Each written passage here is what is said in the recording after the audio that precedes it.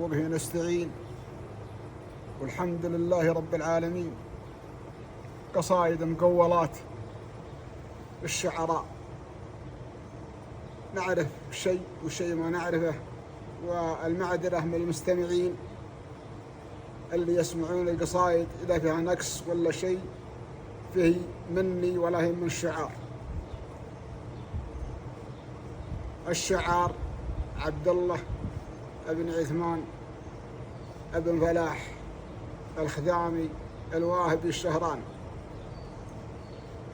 بدأ في محاورة بينه وبين ابن عكان من هالبيشة،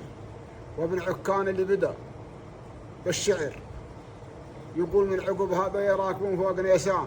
جيب سريع السير ما برقوا فيه، يسرح من الروشن على عز ومان، ومن سرعته تسمع صقع الحصافيه،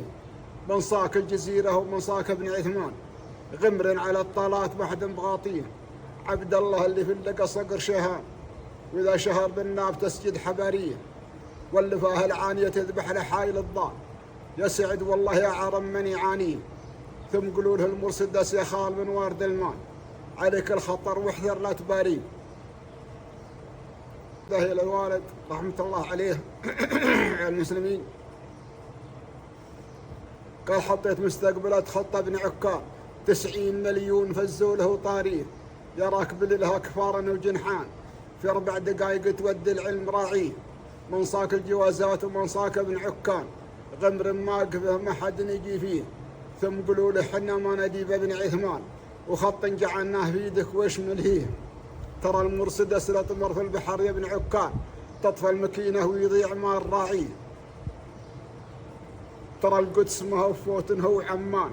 وترى مقطع الطين قدري مقسم فيه، ساهمت في الهاتف المذكور بإعلان، وساهمت في مصلحته وبيقوى فيه، حتى لما انه بداري في دير تنشال، بقد عملي فاتيني وفاتيه،